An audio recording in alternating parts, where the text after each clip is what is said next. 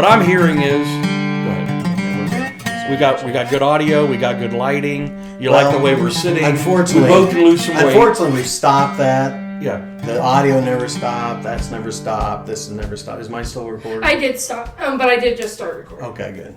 But I mean, it's all messed up at this point. We're gonna have to X-nay that camera and do something different because. For that. But shot. you know what? I'm thinking about buying. There's like $160. They're cameras with lights on them, the whole bit. They're just little micro video cameras, right? And they should work better. So we'll look into that. Gotcha. But anyways, I'm hand selecting guests. Because Bill and I had this conversation probably 3 weeks ago.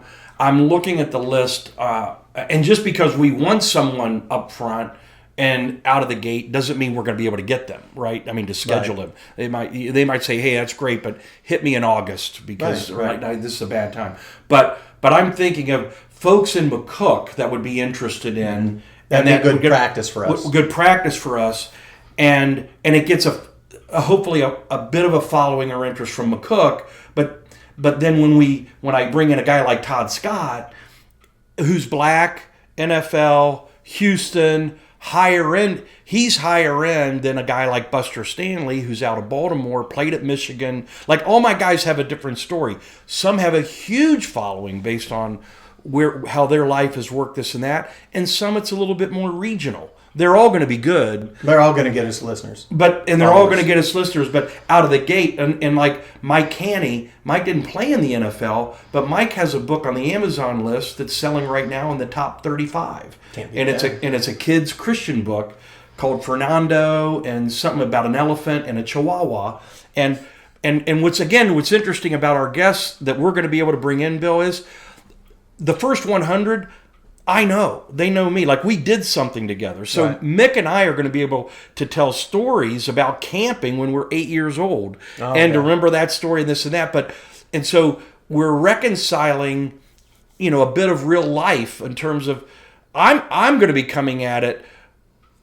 Mike, you've accomplished something. He's an author, which I'm always going to be able to bring you in, to the conversation and then your current project. That's why writing and what you do with writing. Are we ever going to get to the interview? Well, yeah, I know. I'm talking about the interview. We've been talking for about 20 minutes. I know. So, is it nervous? No. Okay. But I am thinking. Let's go ahead and get this started. Let's get some actual content going.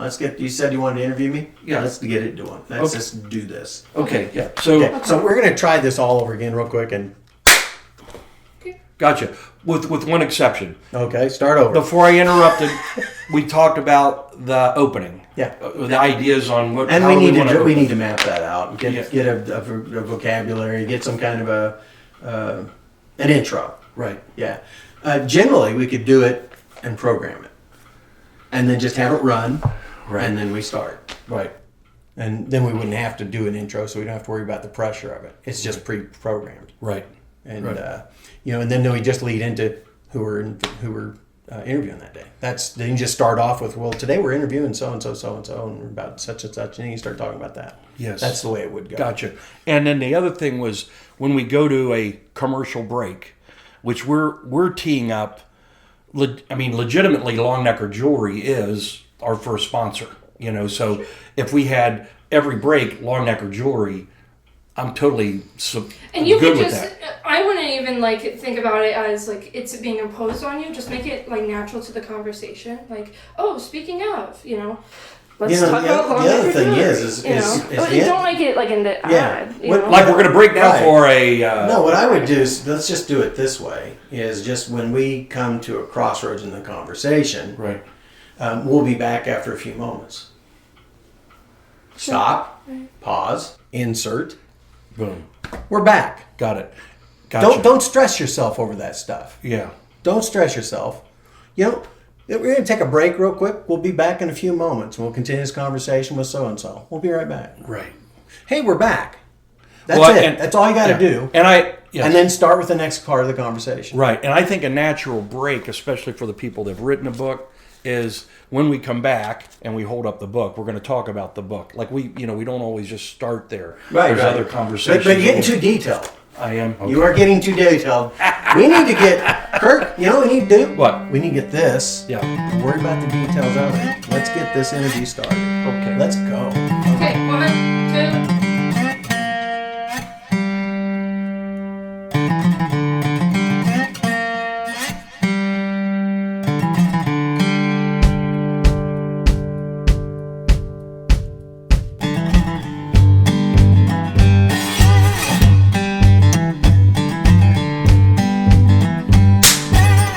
All right, Bill. I know that you know I have been thinking about, had a vision of being published since 1995. Yes. 30 years ago. Now, this isn't a conversation about, I know that No, but it is a cool conversation about why. Yeah, well, it is. I like telling the joke that if you look up the word procrastination in the dictionary, there's a picture of me. So I've set a pretty high bar, It would be a mosaic, though, because a lot of people procrastinate. So.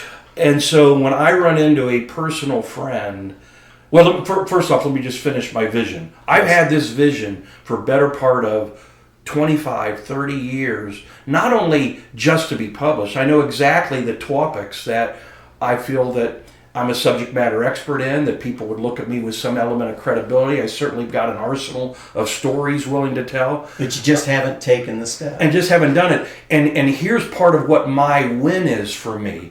In addition to the content of the book and what I'm trying to say and share, I haven't lately, but throughout my career, I've spent a lot of time in airports and on planes. And I have always had a vision for myself, whether God has put it there or it's just my ego, but people are generally sitting, reading a book. Now they're reading a Kindle, or an online book or whatever. And it's your book. And it's mine. That is going to be a huge bucket list win for me.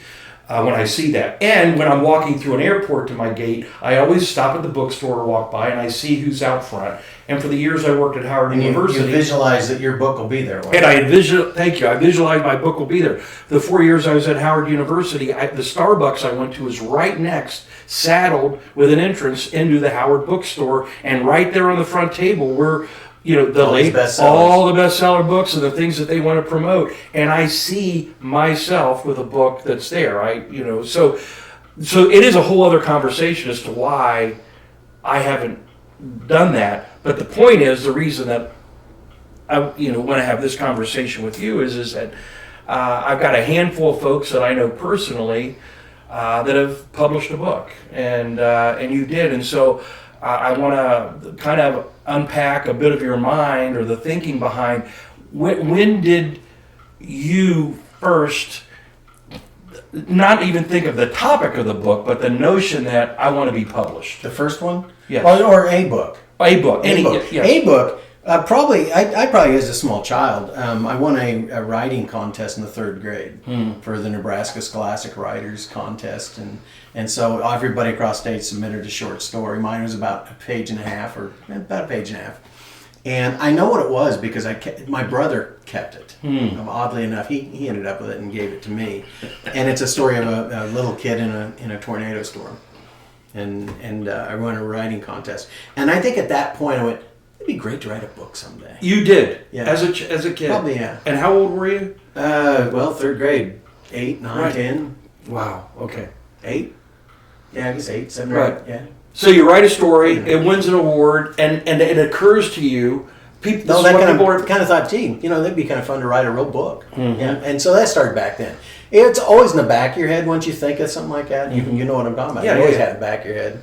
And I never thought it would really come to fruition. I had too much going on. Life just, you just think, when am I ever going to find time to write a book? And then that leads us to when did I decide? Well, and part of that is a lot of folks who are writers and who are published and who are known as authors, that's what they do. Right. Well, I was never programmed that way. Right. And you know my story. I'll go back a little bit. Yeah. I was voted most likely not to when I left high school, because I had no motivation, no desire, no. I had terrible grades. I barely graduated. And all I needed to do was get that diploma, and I was going to get a job, and that was expectations I had. Writing a book was a fantasy. Right. It was not a reality. Right. I didn't have the education. So you I didn't have the notion occurred to you. Oh, the notion was there. It was a desire. It wasn't a reality. But it was like a rubber band. It snapped back to reality of your current identity. How could I ever write a book? Right. I've never went to college. I'm not an English major. I haven't studied English lit or anything like that. I have no clue what they're talking about. You had nobody in your life at that point. That was encouraging. That was fanning that Nothing flame. at all. Yeah. Gotcha. No, it was a fantasy. It was something in the back of your mind. Wouldn't it be fun if I could be a writer someday? Write a book. That would be a check on a thing of 50 most things you want to do before you die. Right. And it was like at the end of the list. Right. Wasn't even in the possibility of the realm. I just didn't think it would ever happen. Right. Fast forward. And what encouraged me to do it was a customer was in the store, and I'd just finished telling them a couple of stories of my past jewelry experiences that was probably similar to the experience they were having at that time, and I told them this funny story about the same situation. And she left that day. I'll never forget, and I can't remember, I wished I could remember who it was. She had one hand on the door, she's stepping out the door, and she goes, "Bill, these are funny stories. You need to write these down sometime." And that clicked. That clicked. That's what hit me. And I went, there's the book. That's the book I can write. And it just came back to me from the third grade almost. Now, granted, it's always in the back of your mind, subconsciously, you're always thinking you'd like to do it. So, how long did it take me to sit down to decide to write that book? Right. About 4 hours. I had to close the store. Right. And I came in here in this room, and I started tapping out the story. Wow. And I was sitting over here, actually, at my desk over in this wall. And I started tapping out the story. And were you talking it, like, using that software where you can actually No, speak it? I was typing. In fact, they didn't have that at that day. If it was not good software.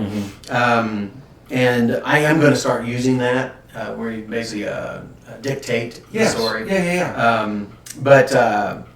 Going back to it. So I laid out that night, I laid out my chapter ideas. What funny stories do I remember? And I wrote down about 14. I whittled it down to 12.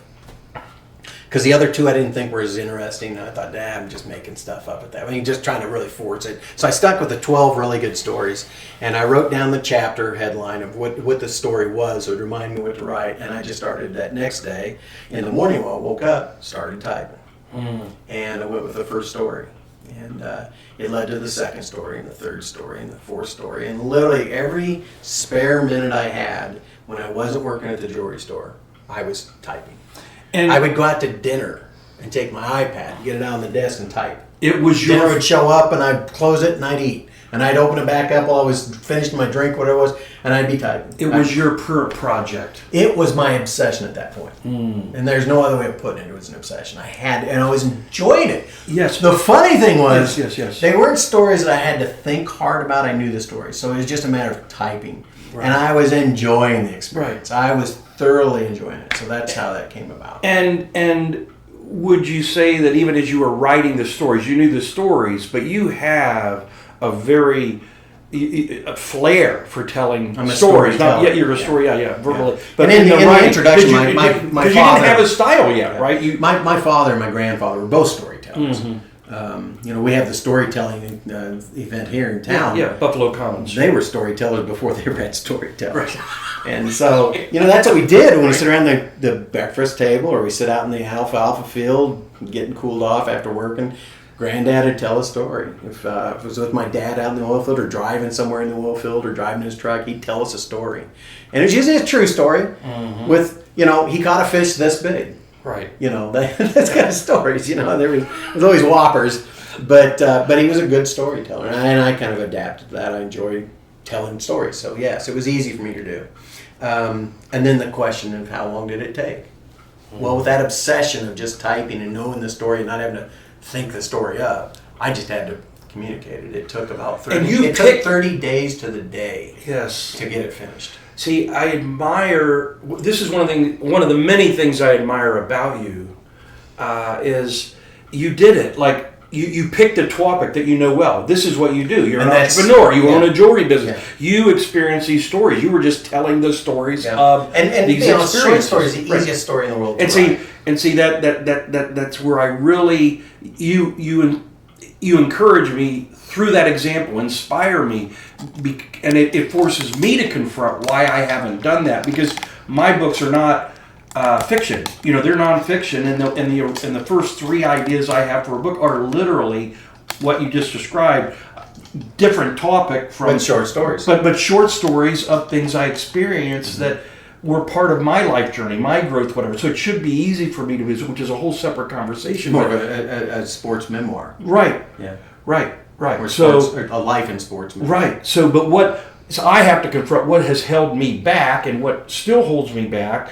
But that's where I'm still learning and growing from folks who have done it, who kind of crossed that over. But what I'm hearing from you is that when you made the decision to do it, encouraged, fertilized, watered, if you will, by a customer experience, leaving the door saying, Bill, man, you ought to write that down. Yeah. That something clicked in you. It clicked hard, yeah. It hit me like a ton of bricks. I was like, I should write these down.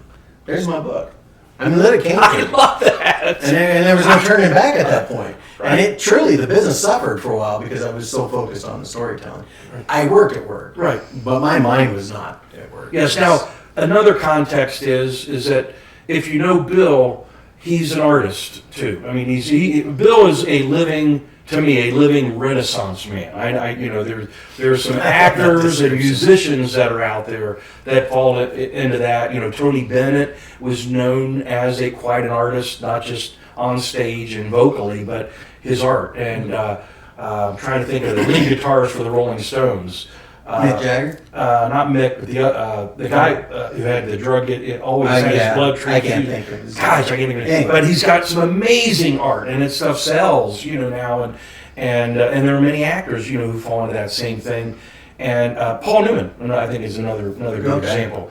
But Bill's not a one-trick pony. Like, you're not really, really good at the jewelry business, which you are. And there's a reason for that. Yeah. I can't. I can't do just one thing. Right. Because I've got a mind that literally never stops. Right. And you have to feed it. Yeah. You have to feed the monster. Mm-hmm. And you have to find something to entertain it. Or it regresses and goes into depression. And I guess my point is... And the depression is bad. Right. Yeah. So the writing, in a sense, this is what's part of makes this story beautiful, is the writing, you got art all over the walls. I mean, amazing. And most of it's yours. And then down in your store, it's like walking in a museum. And most of this is art, a gallery that you've created. But this writing project to me sounds like, because it was your first one, you treated it like one of those inspirations you had to create a particular piece of art. It is exactly that. I mean, it's an expression of creativity. And you have to, once you get it, you have to get it out of your head. And it's like a painting or a drawing. Once I start on them, I've told you this, the reason I don't have too many paintings because if I get started on them, I won't stop. It's an obsession. Yes. You have to get it completed. Now I can stop and come back the next day, but I can't not. If I stop for a long period of time, I won't get back to it. You can't. You don't have. I got a painting right there that never got finished. Right. It looks nice. Yeah. Well, and I see this one on the drawing board, too. Yeah, I had that for years. But to your point, if you were a full-time artist, there might be a dozen. Oh yeah, you'd have a dozen, half dozen. Yeah. In various stages. Because you get bored of working the same thing, so you go on to something different. Right. But in my case, I just may never get back to it. That's the sad part. But that creativity is it's a drive. And this is a place I have to insert. I'm sorry for interrupting, but it's not just art.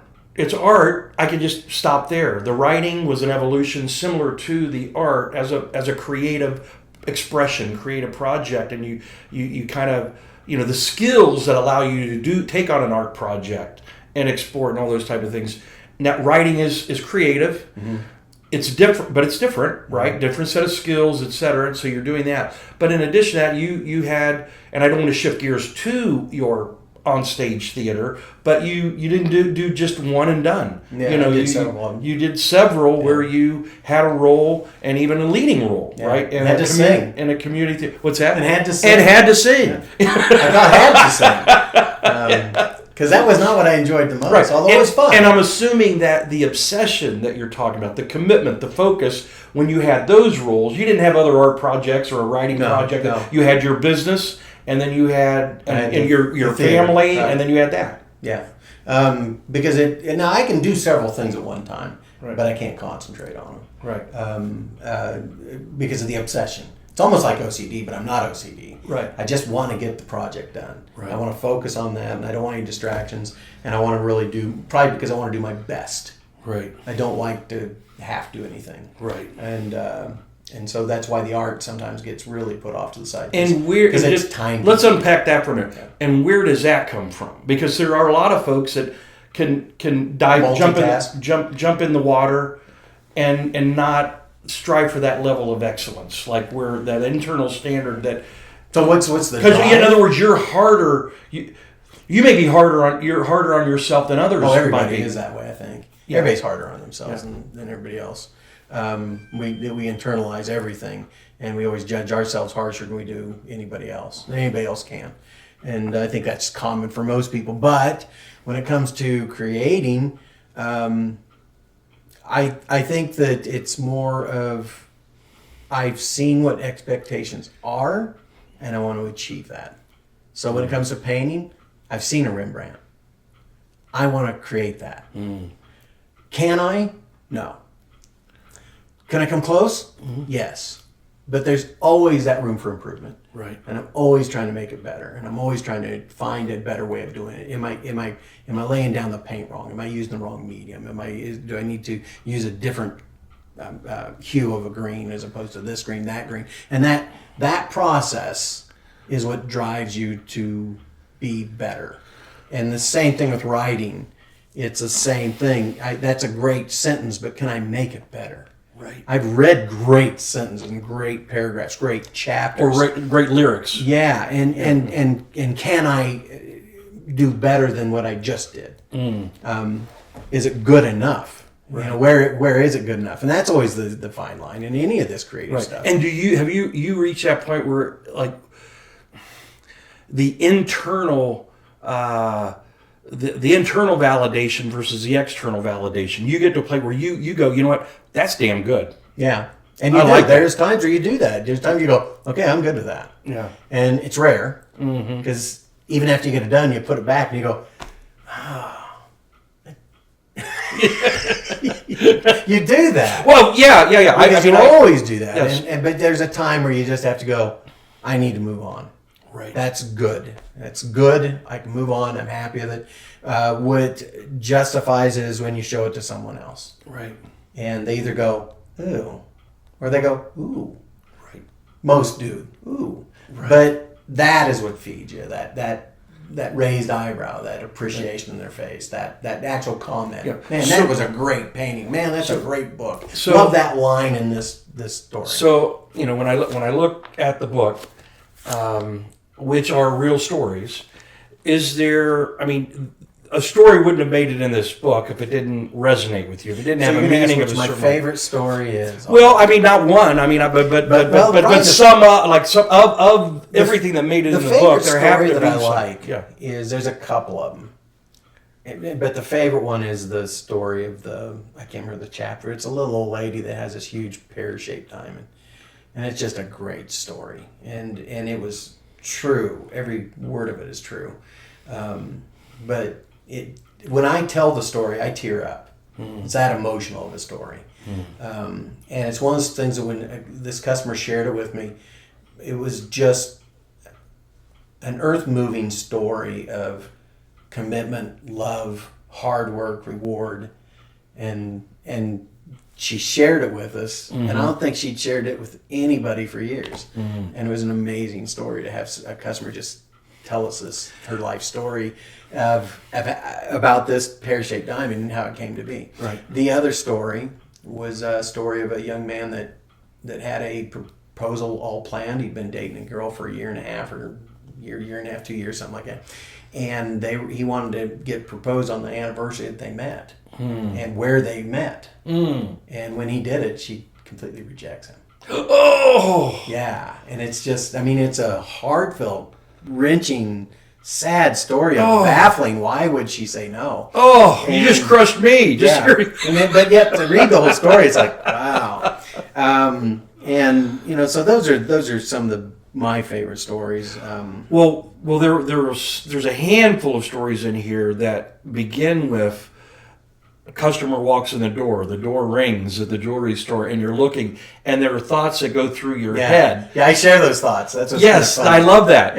Yeah, because that's what you're thinking. I mean, we're sarcastic people, and sarcastic thoughts come to our heads. And of all those stories, which is one that you were way off, like what you thought came through the door and what they wanted versus what revealed itself? Was there any? Well, that would have been the first story in the book, and that's where a young lady actually she's trying to get her wedding set, the diamonds taken out of it and put into a different style of ring so she wouldn't have it in an engagement ring anymore. But she wasn't telling me why, and I won't ruin the story, but that's a story where she came in, I had no clue what she was doing, and it just didn't make sense, and that's kind of part of the story is it was a sale I made that I didn't understand how I made the sale and why. Right. But I didn't ask and I didn't pry because it just seemed like it was not the thing to do, and it serves me right. And it's how that story ends up is another heart-wrenching, sad story, but also a story of beauty. And so a lot of these stories are that way, where you learn something about the jewelry business that is more than the surface thing. Yes. There's so much below. It's that iceberg effect. That you see the 10% on top. It's the 90% below. Yeah, that's what you don't see. That you don't see, and you don't understand how many stories. And would you define that just as being a good interviewer in a sense, or human interest person? You wouldn't be in this business if you didn't have that natural. Or is that part of the sales cycle that you've learned or embraced? It was more the emotions. All these books are emotional. All these stories are emotional. They're emotional, and that's why they stuck. And not every transaction is an emotional transaction to me. Right. But these were really funny, heartfelt, romantic, tragic stories. Right. And those are the stories that need to be told. One that you mentioned funny and romantic is the guy who came in and was just really reluctant in terms of what he wanted, and you narrowed it down that he wanted a gold chain. But what's the length? And is it for a wrist? Is it for an ankle? That was the one risque story I put in there. Yeah. I don't want folks to think that there's this book's full of them, but there's a few gems, no pun intended, in here, and that's why it was one of the stories that I had to tell because it was just such a shocking thing. Right. And you could tell he was proud of it. He wanted to give his wife the special gift, but he didn't want to tell me what the gift was for. and we'll leave it at that. And it took a while to draw it out, but I did get it out of him. Love that. And then the other one, which speaks to the character of the man, the person who comes in, who thinks something is worth more than it is, and it's heartfelt keepsake that may be the most valuable thing they have. That was a young lady. And ripping their heart out that they have. But their particular budget and circumstance was such that they needed the money. A lot of folks find themselves in that they have to start looking at cherished heirlooms and that sort of thing. But tell us that story. I'd like to have that. I'll give you the highlights. Because don't ruin the story. But I want it told in the sense of not so much just what happened, but it reveals the heart of you and why you're, in my opinion, why you are so successful in your business. Are you talking about the couple that came in or the young lady? The young lady who came in. The young lady. Okay, so the young lady comes in, it's Christmas time, and we're usually pretty busy, but my other employee had a client, and she was helping him at the checkout counter. And this young lady comes in, and she wasn't dressed well. Not terrible, but you could tell she wasn't, fashion wasn't the thing she was worried about. And she looked a little haggard and tired, but not homeless. Let's get that clear. Right. She just looked like she was just really struggling through life. And she came up to me and she says, "Do you buy jewelry?" And I said, "Yes, we do." "What do you have?" And she says, "Well," and she has it wrapped up in her hand, and I can't see it.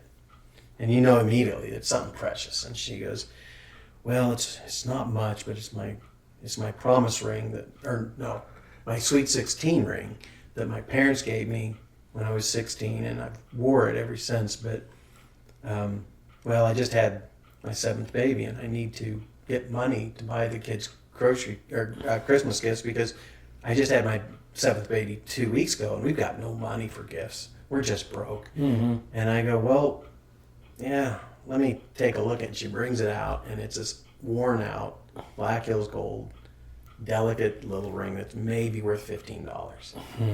I mean, just you scrap it. There's not much there, and it was scrap. There was no use for it. It was just a worn out ring. And I said, well, let me see what I can do for you. And I took a ring, took a loop, looked at it real close, and like I was really scrutinizing it because I wanted her to feel good about it.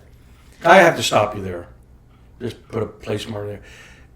I've been to enough jewelers over the years for a variety of different situations, and it would have just been so easy Just to say no. Just to say no and tell her very pragmatically, very honestly, very directly, I'm sorry, I'm sure it means a lot to you, but it's not worth anything. Yeah. And she'd have left with a crushed heart. With a crushed heart as much as... And I couldn't do that. Yes. And that's I think is where you're getting. Yeah. It just wasn't in me. I couldn't do it. After what she just told me, I was like 7 kids at home, and she didn't look that old. I was like, good Lord, that poor girl. And so I said, I'll be right back. And I went back in my vault, and we had a deposit. I think I had $200 or $300. I think it was $300. And I grabbed him, rolled him up in my hand, went back out there and said, I really don't want to buy your ring. And she just went, I said, but it's too precious and I can't buy it. You keep that because you don't want to give that away. I said, keep it. And she just looked at me and said, take this. And I took her hand and shoved the money in her hand. And she opened it up, and she'd seen the couple $100 bills, and she looked at me, and tears just... Niagara Falls. Oh, and I broke down. Yes. And she just took a big breath and just bear hugged me. Held on to me for the longest moments. Let go, and she looked at me again and went, I can't take this. And I said, yes, you take that. I said, I don't have any children to give Christmas gifts to. I said, you've got 7 of them. This will make my Christmas happy if you'll take this money. It's my gift to you. And she just turned around and walked out. Hindsight. And you had another customer in there who saw customer. Yeah, he walked right by him. He's sitting there and he's looking at me, and the door locks, and he looks at her and watches her walk in. He turned around to me and goes, you just gave her cash, didn't you? I said, yeah. How do you know she's not just stealing from you? I said, man, you can just tell she needed the money. I don't do that very often, but she needed the money. He goes, that's pretty cool, man. Fast forward though, 3 or 4 months later, she came back into the store and thanked me, and she felt bad. She said she went out in her car and cried for 15 minutes. Yeah. Just bawled. And then she bawled even more because she didn't thank me. And she didn't, but I understood. She was flabbergasted that somebody would just give her money. Yes. Complete stranger. But that is the story. Yeah. And that's what the stories are throughout the book of that. And but they're better written. Right. They're much better if you read them. And it, for me, it unpacks a bit of a layer, or the onion, that for folks aren't. I can make 2 arguments for this. Some folks are born with a natural tendency to help, or empathy. And see a need, fill a need. I mean, I feel like that's a definition of entrepreneurship. See a need, fill a need. And you're obviously doing that. But you've obviously experienced hardship in your life to where you know what it's like to be on I know what it's like to be poor. Right. I know what it's like to be poor. And I never asked for money. The few times I did, I got rejected from my own family, and I learned from that. Right. I got to get I can't stand on my own 2 feet. If I can't afford that, I can't afford it. That's just all there is to it. Right. And I've been through those hard times. I've also been on the broken heart end of things, and I understand what hardship is, and so in my capacity, if I have the capacity to do good, I do good. Yes.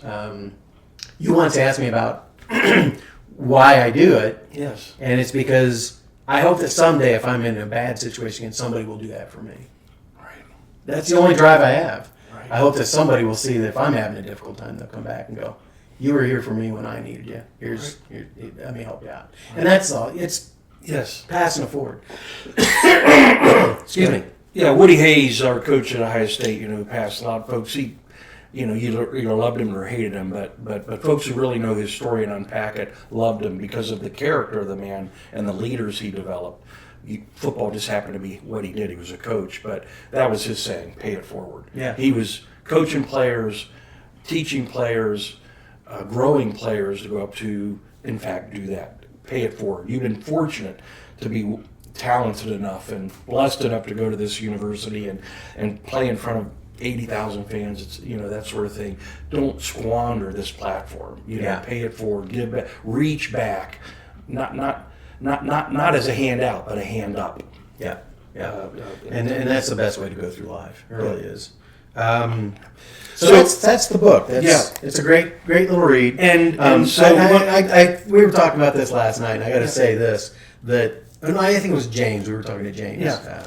And he asked me about the book, and I said, the greatest experience was after I got it published and printed, and I got the hard book or the book in my hands, and I opened it up, and I went next door to the coffee shop, and I sat down, and had a coffee, and I read half the book. And they were great stories. And when that is a test, if you can read your own story, and thoroughly be entertained by it, I went, that's a good book. Yeah, well, yeah, and I expect I'm going to feel the same way when I have my stories down. Is that I'm going to be that's a tough test because we're the most judgmental people. Right. And so for me to enjoy that experience, I remember getting up 2 hours later and kind of marked my spot and went, God, that's a good read. Wow, I think that's going to be a really popular book.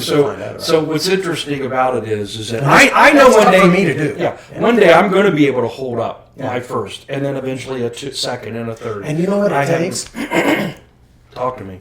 You just got to type, man. You start typing. You got to type. Yes. Yeah, you got to take an hour a day. Well, there are two things that motivate me now. One is you.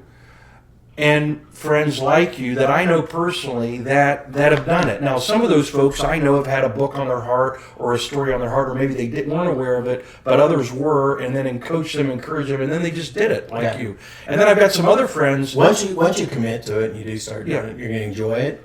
You're going to get the reward from it, and it's going to continue to feed you to keep typing. Yeah. And that's what it is. Excuse me. Yeah. Cut that one out. Yeah. I just recently watched documentary on Ernest Hemingway. And he'd get up at 6, 7 in the morning and write until noon. And he said that he always started a new paragraph with the one sentence because that would always remind him where he was leaving off in the story.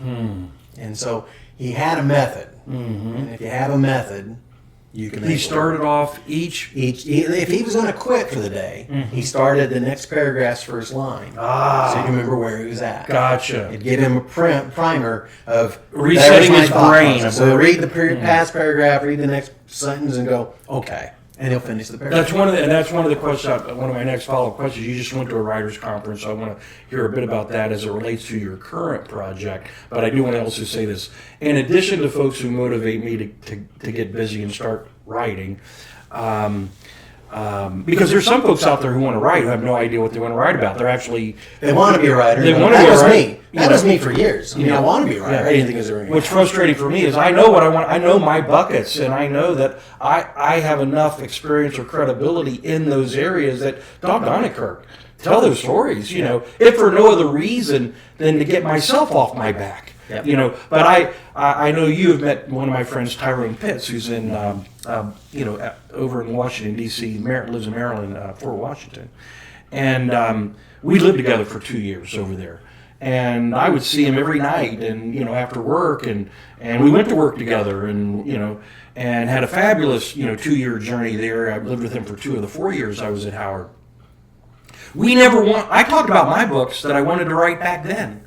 And he never did. He never did, and he's got 3 books published now. Yeah. I've got folks who he probably kept listening to you and thinking, I should do that. Yeah. And he did. Yeah. Now, what separates those that do and those that don't? Right. One of the things that helped him is both his daughters graduated from college and moved out, and so they were out of the house. And then he went through a divorce, so he was home alone and no grandchildren or anything. And then his job, when he left Howard, he went to the State Department, and they shipped him to Vietnam to do work, auditing work, because he's a finance guy, and then to Jamaica to do auditing work. And so he was literally out of the country for 3.5, 4 years. And the writing for him was something to do. Positive and productive versus falling into some other habits that might have been less fruitful for him. Sense. And he never really intended to do it. But what's interesting about it's written as a fiction book, but it really is him telling his story. Exactly what Hemingway did. Yeah, is that what Hemingway did? Told all of his own stories. Is that right? Yeah, so he created names. Okay.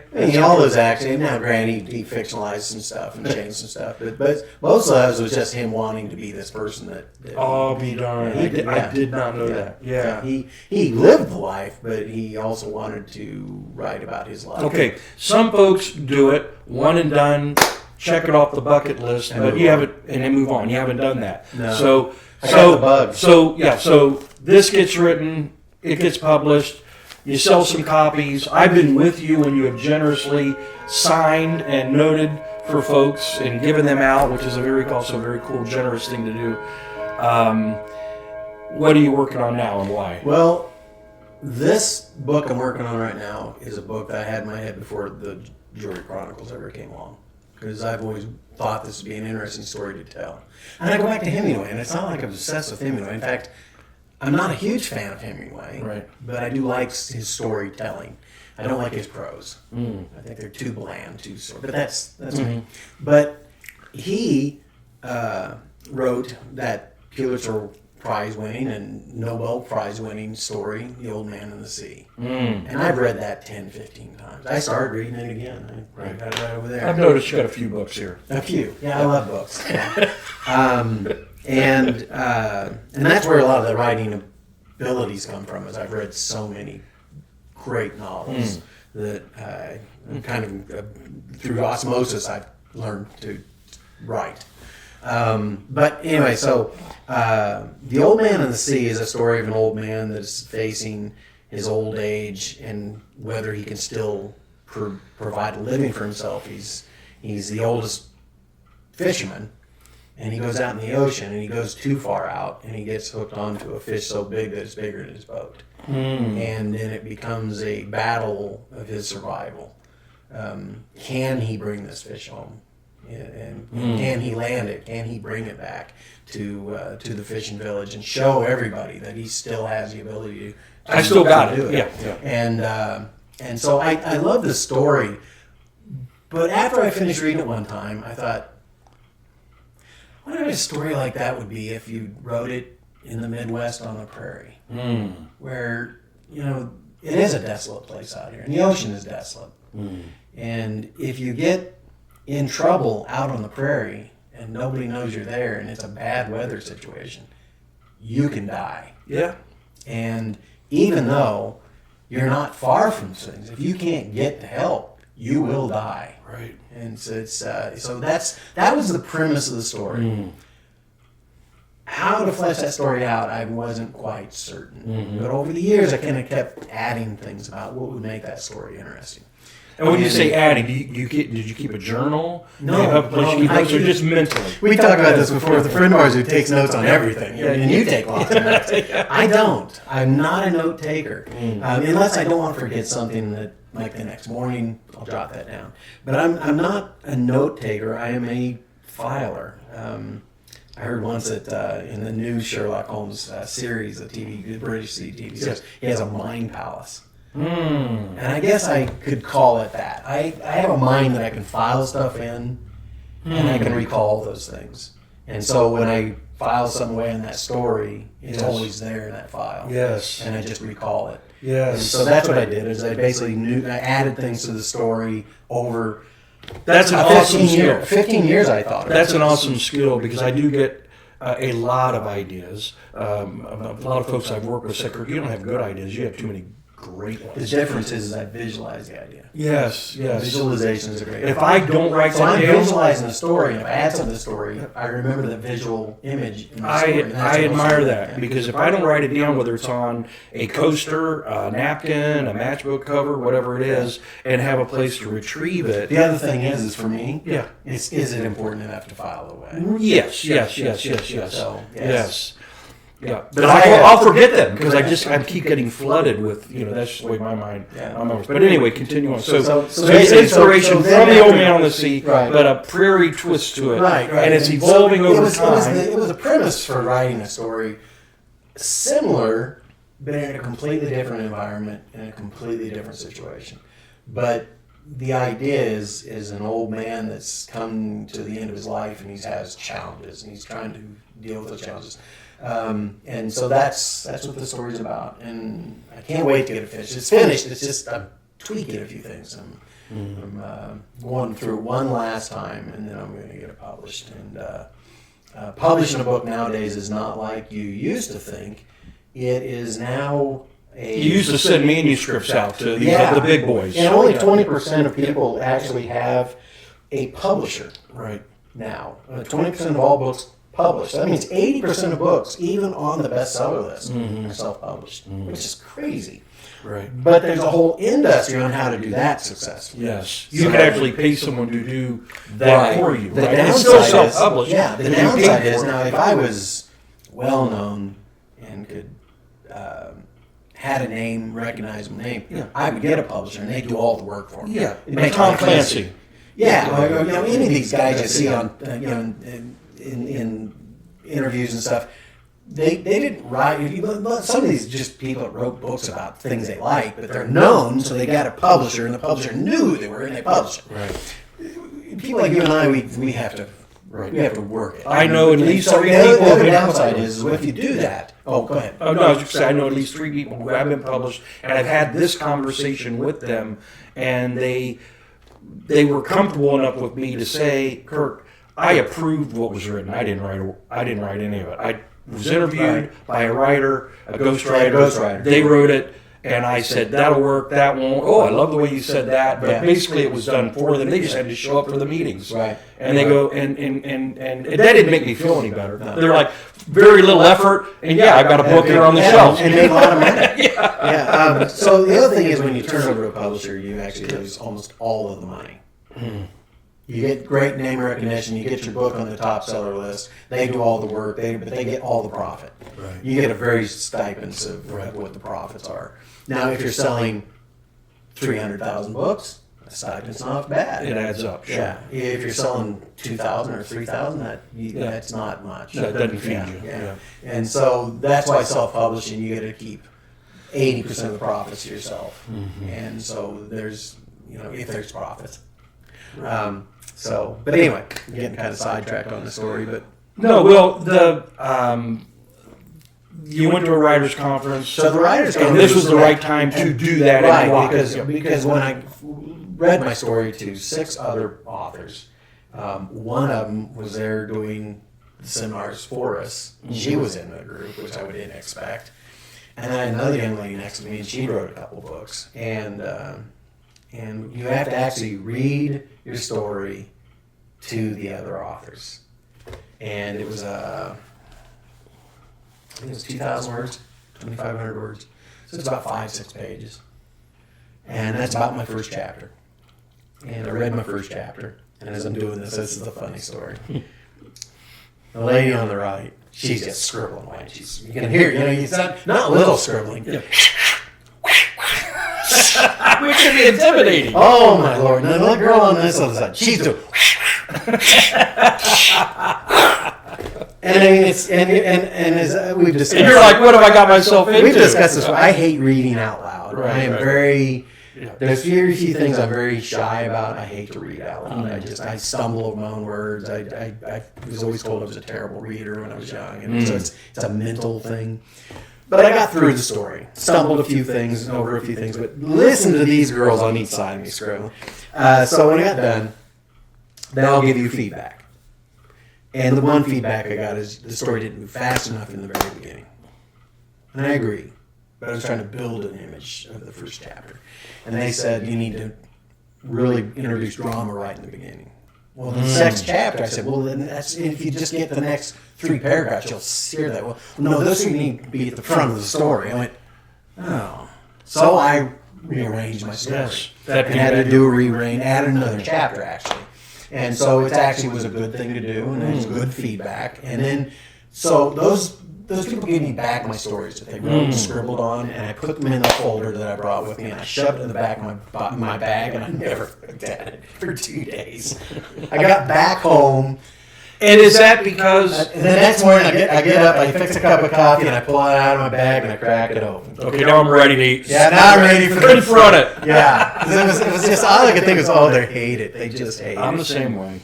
And when I went through and read it, almost none of the comments were bad.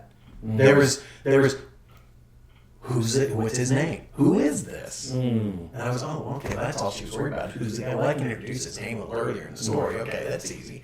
And the other was like, I love this passage.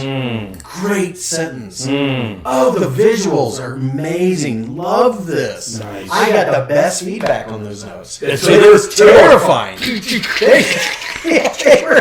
But it was their enthusiasm and passion for the work. For the story was that good that they really liked it. And I got, this is great. We really want to hear more. This is a great start to the story. But we need to have more drama in the beginning to get us into the story faster. Okay. So I'm doing that. Well, I love that you actually got at least one, specific things that you feel was useful that you did. There was more. Yeah. So I went to the seminars, and one of the several seminars about the same thing, and the seminars was about that basically if you are telling a story, you can't just tell a story. You have to really visually put the person in the story, not tell them the wind's blowing, but that the hair was blown across their face. Right. And that lets you know that there's wind. A strand of hair came across her face. Not the wind is blowing. Right. And so as I'm listening, I'm going, I do that. You'd be good at that too. Your style of writing, you totally be good at that. So those are the things that kind of made me feel. Well, the reason I ask that is that a lot of times you go to professional conferences, and I, through my corporate career, 30 plus years, I went to a lot of professional associations. I worked Sales and Marketing Management Association, International Training and Development Association, SHRM, the Society for Human Resource Management, and you're there with thousands of people in a lot of cases, and you're hearing presentations from the podiums, this and that. I would lead, not from an ego standpoint, but clearly grounded in saying, my goodness, my team is doing that. We should be on stage teaching, which is exactly what we did. Then we went to conference and started doing the teaching. Sometimes you'll leave a conference and it's awesome when you leave with 1 or 2 things you can actually use. Sometimes you leave, though, with the most important thing, confidence. Confidence that I am on the right track. Confidence that I can do that. Because if you're like me, you show up at one of those things and you feel like, oh, everybody's smarter than me, everybody's better than me, everybody's more published than me. I don't know why I beat myself up like that, but I do. And then I have to... Oh, is it okay? Is mine dead too? Continue. Yours did. Oh, well, gosh, we just wait. Is my phone still going? Yeah, your phone's still going. Well, there we go. Exactly. Okay, we'll call this an end. Oh, okay. Thanks, buddy. Appreciate that. Well, I could keep on thinking that, but I was gonna say if you do it on time. Yeah. No, I think we're good. Gosh.